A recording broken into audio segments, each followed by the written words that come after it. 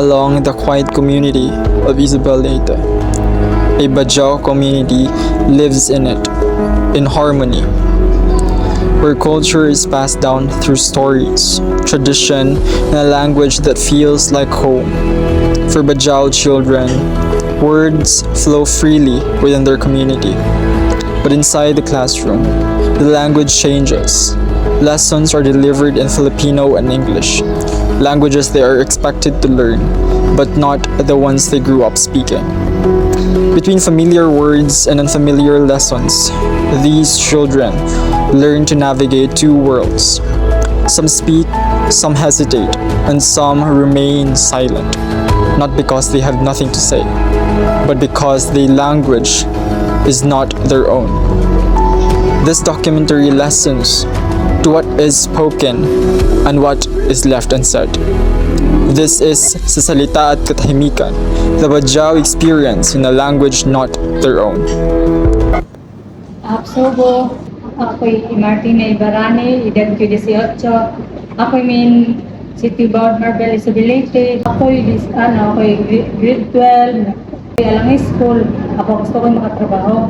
And then, sa Isabel, di ba, is Bisaya. And then, sa inyong school, kung sa mapag nga ka ng language, mostly ginagamit sa inyong teachers or sa inyong instructors, sa inyong language na gamit sa pagtundot ng sa inyo, sa mga. Bisaya, sa Tagalog,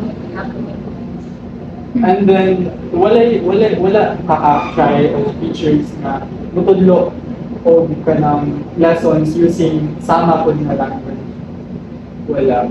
And then, how hard this man or kanang unsa man imong learning or like imong learning okay ra ba imong pagkaton sa imong eskwelahan? Pero man, Dili ka mag-usod sa sa pag-learn. mag-usod ko ng magsabot ba?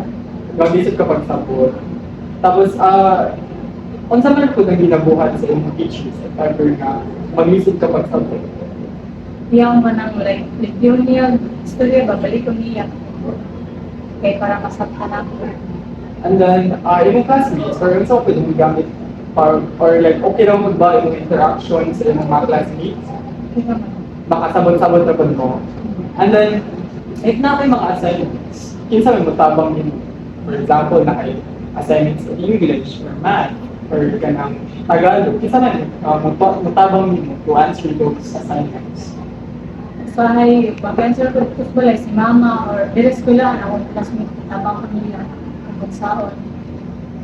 So overall, okay na ba imong pagkat-on, di ba, imong learning using language na imong gikadakuan o language nga sa imong society karon?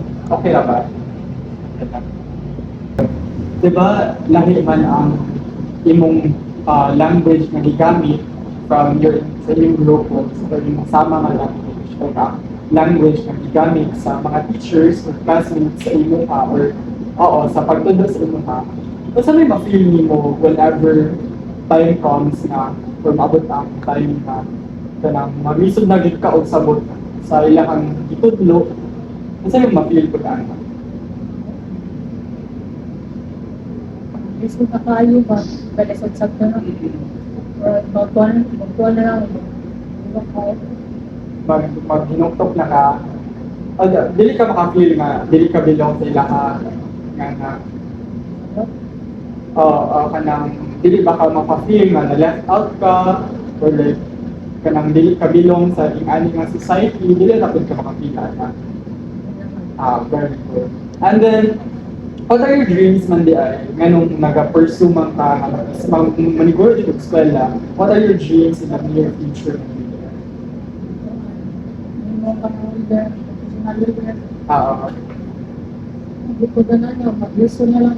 Ang tagkaroon, mag-lisod yapon. Kaya si mama, procedure ka ng kapribo doon mga sanina, kaya para dahil sila sa mga kung manghod, mas na mga dili ka pwedeng absent. So maniguro dito ka sa eskwela para sa iyong pamilya. That's very good. And then, kuan po, like, sa tanaw nimo naabay tabang ang mga language or sa ang example ang language na gigamit sa imong teachers, sa gigamit sa imong society karon sa imong pagdako or sa imong pag-learn, naman siya tabang sa mga. Ako kayo nagtabang kay para pagkasinabot ng Bisaya or ako ba Badyaw, ikaw ang palit to, kaya ron magkasinabot ba? Kay namang diuban nga, siguro may kanang napalit mi ba niya, ilan mi ko ano, dili suklian. Magbaro-baro.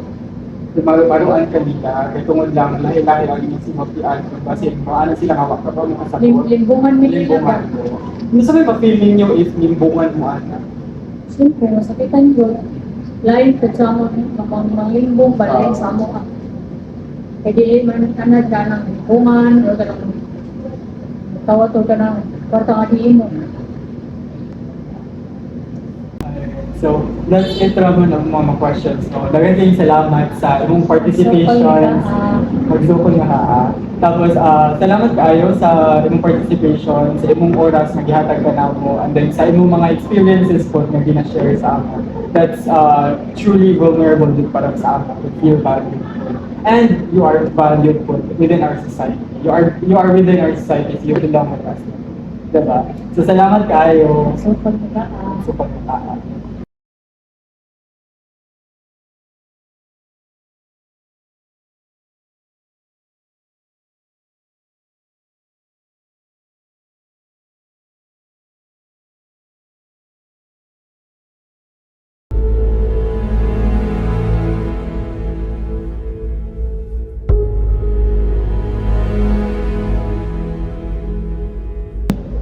So, ako'y Jima and Ladja, sakto ka walang tahon.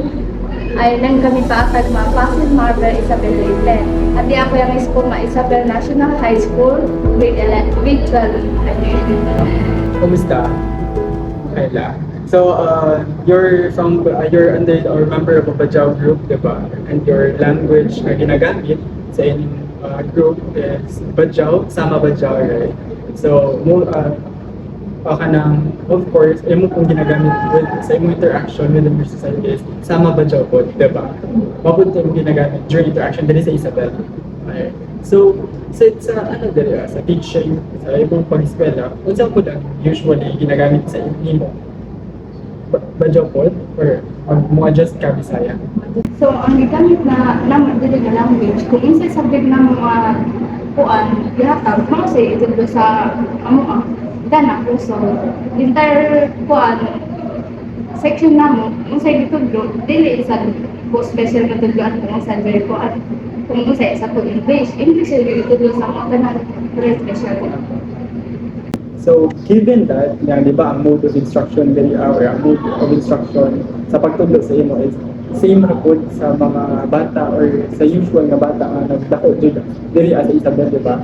So, do you think na naay gap ang kaninga mode of instruction sa imong learning? For example, do you think makahinder ba siya sa imong potential to grow and to learn ang kaninga mode of instruction? O parang dakong gap kay, di ba kami, pagka-kinder pa lang ako na nang duman, kay pag-eskwela akong kinder, grabe lang ako kay ang uban, di pa drawing sa blackboard, nakabasa ako pa, wala dito kabasa kay ano, wala dito kasabot, dakong gap kay, ang uban, nagdako sa Bisaya, ikaw, asa ka diha, Badyaw, layo na kayo. So, do you think na if only ma-cater po or ma-teach po ni nga, for example, may certain topics sa imong language o sa imong mother tongue, there's a greater possibility na ma-exceed pa imong potential o imong learning. Dakong tabang if magamit ang mother tongue sa pagtudlo. Kaya, isip ka ayo, i-learn mo tanang language niya. Kung sarap, layo ka dito kayo sa language sa lain ba? So, unsa man yung pamaagi para maka-adapt ka sa kanina mode of instruction or sa imong learning? So, first auto, ipa-eskwela kong kinder, kuan lang, hila ko kayo, dili ko kasabot, pero ako na lang gipugos kay, wala di pag-asa sila, ako mamagpapa kay, Actually, wala din sila ng eskwela ato. So, hindi pa rin kamuta na lang ako, bisag-bisag kayo, pero sa kaligay-ligay, nakamapagod na ako nga makabalog Bisaya. Bisag dili, gali. Kung sa may technique or kung sa mga pamaagi para makalearn ng Bisaya, yung mga techniques nimo. Talang mutuan. Naiisa ko word niya, ako siya memorize so, ano? Memorize. Oh, na. Isa, ikaw siya, yung siya sentence. Ano? Sinatalugay, ito. Makalearn na ka. Makalan na. Do you think yung acquisition of second language is Bisaya, no? Oh, Bisaya. Second language is Bisaya. And then, sa tanong mo, fluent makasabot na kakayo Bisaya. Oh, kasi po na tayo. So, given that, di ba, ang mode of instruction, or ang mode of instruction sa pagtudlo sa imo is same ra pod sa mga bata or sa usual nga bata nga nagdako diri as Isabel, di ba? So, do you think na naay gap ang kaninga mode of instruction sa imo learning? For example, do you think makahinder ba siya sa imong potential to grow and to learn ang kaninga mode of instruction? O parang dakong gap kay, di ba kami, pagka-kinder pa lang ako na nang duman, kay pag-eskwil, di pa eskwil akong kinder, grabe lang ako kay ang uban, di pa drawing sa blackboard, di pa basa, nakabasa ako tao, na, wala di ko pabasa kay ano, wala di ko kasabot, dakong gap kay, ang uban, nagdako sa Bisaya, ikaw, asa ka diha, badyaw, layo na kayo So, do you think na if only nga ma-cater po or ma-teach po ni nga, for example, may certain topics sa imo nga language o sa imong mother tongue, there's a greater possibility na ma-exceed pa imong potential o imong learning. Ever. Dakong tabang if magamit ang mother tongue sa pagtudlo. Kote, isip ka ayo, i-learn mo ta ng language niya. Kung sarap, layo ka dito kayo sa language sa lain ba? So, unsa man yung pamaagi para maka-adapt ka sa kanina mode of instruction or sa imong learning? So, first auto, ipa-eskwela kong kinder, kuan lang, hila ko kayo, dili ko kasabot, pero ako na lang gipugos kay, wala di pag-asa sila, ako mamagpapa kay, actually, wala din sila ng eskwela ato. So, hindi pa rin kamuta na lang ako, bisag-bisag kayo, pero sa kaligay-ligay, nakamapagod na ako nga makabalog Bisaya. Bisag dili, gali.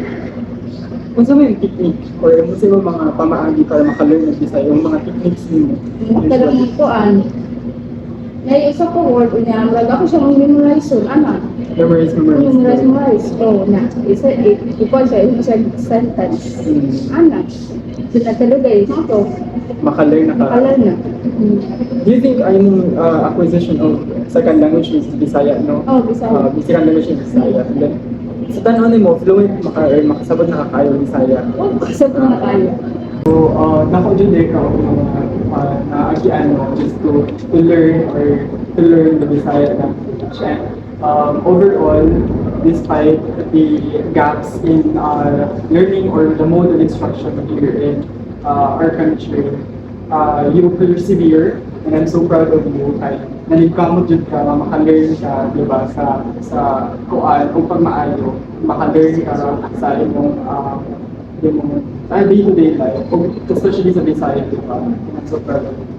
So I hope na imo na padayon to imong ipadayon ang pag-persevere o pagpaningkamot para sa inyo. Ako pala makaangka memon. So ako Eugene Malandia, 18 tahon. Ang school na Isabel National High School. So grade 2 karuwa na. Kami wayak paatag mga Pasel Madre Isabel Leyte makasamahan. So law sida ko pinento man niya ko ang school kapahap at ikay maging successful what sida lang. So kay takalay ko pa na ko ako lang na siya pa kundi maragda ako kasi niya pag-graduate dia katalo sa tiya ko yan lang. So kanan ni kabot tituan niya pa ning kamutang school bisan do ko dulo. Ya heling ko isway. So kam niya future mga school kasamahan niya ang school kang padayon para makita. Thank you. Ako'y Martina, aniguro ang school at makatumas ng batoa, mbalal pabigat.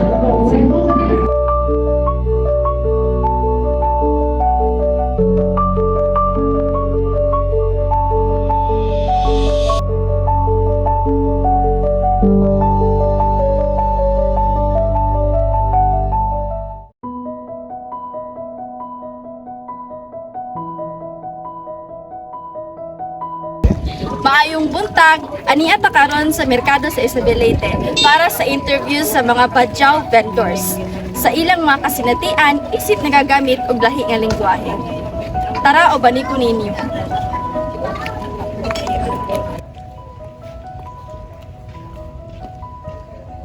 So may buntag kuya, pwede pa nimo isulti kung asa kagikan nga lugar, ang imuhang pangalan o edad.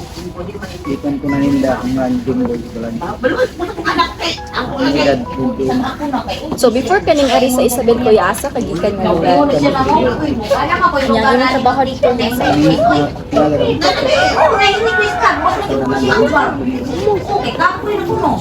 So, abot mo diri sa Isabel kuya, unsa nga kanang sinultian imong gamiton kung makigstorya ka sa imong pamilya or sa imong komunidad? Badyo po. Badyo. Kanang sa imong pagpanindaya, unsa imong kanang maagian nga mga pagsulay kung makigstorya ka sa imong mga customer? Kami naman mga kwan usay mga pasangilan din kawatan. Pasangilan din kasi mga kaya mga sa manurong ng gasa.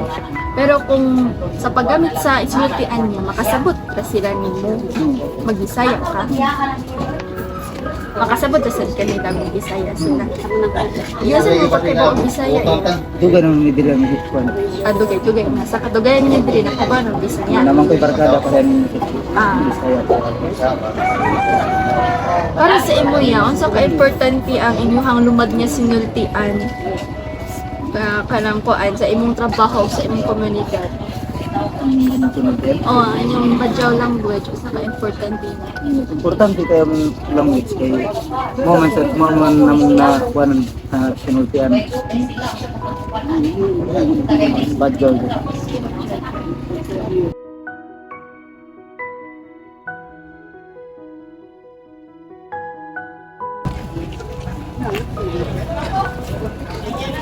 May buntag mga ate, pwede mo na ako ma-interview karon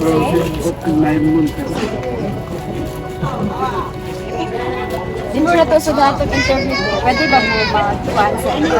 Pangalan, edad, asa mo nga lugar ka bago mo Kami dugay naman. Dugay na diri sa Isabel, Pabaguranda. Asa ka gikante? Sa Ito una, wala pa ka naabot din sa Basilan. Sa Basilan. Imong pangalan kay? Ang pangalan, tinula kong pangalan, diri na Dupan.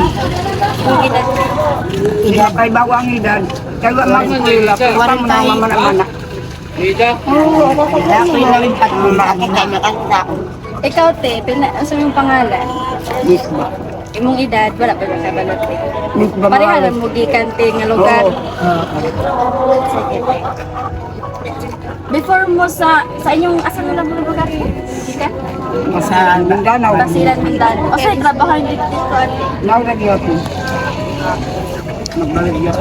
Karang tingin trabaho mo. Dili ako. Ganito kani nga pangutan na parang ha. Mahimo ba ninyo isulti kung unsang sinultian inyong kasagaran gamiton kung makikistorya mo sa inyong pamilya sa inyong komunidad? Kasi Hindi may gamiton makasabot edad. Usa yung gamiton nga kuante, usa inyong gamiton nga kanang sinultian kung makikistorya mo sa inyong pamilya. Bad, ciao. Badyaw.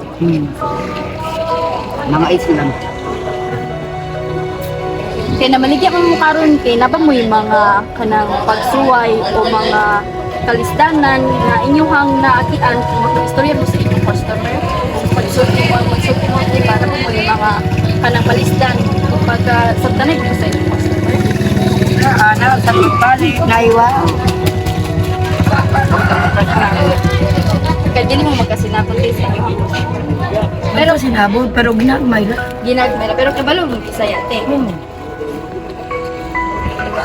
Para sa inyo te, sa kabadyo, isa man ka-importante ang inyong lumad nga sinultian sa inyong pagkatao, trabaho sa Ang pagkatao, di may ang dito sa among lugar, di may mga eskwela, ang dili ng mga eskwela mga bata. Mauna di kami makabaong mga nanay. pero Kay eskwela. unsa kay importante inyong lumad nga sinultian te para ninyo? Binadyaw ra preha. Magtawag man ang ate. Ang saan badyaw? Ate. Unsa na ka-importante para nimo? Importante siya. Importante. Importante. Ikaw, te. Dahil mo na ilo. Importante. Importante para tinuod. Kiti, maro te. Salamat kayo. Salamat kayo kanunay, te. Ug mo kato mga higala, kinangatan sa atong interview. Hinaot, kinamo natunan. Hanto sa sunod. Salamat. As the sun set over the community of Isabel, the voices of the Bajau children remind us of the delicate balance between language and identity. In classrooms where their mother tongue is absent, they continue to adapt, to listen, and to find ways to express themselves. Their silence speaks as much as their words, telling a story of resilience, learning, and the quiet strength of a community navigating a world not fully their own.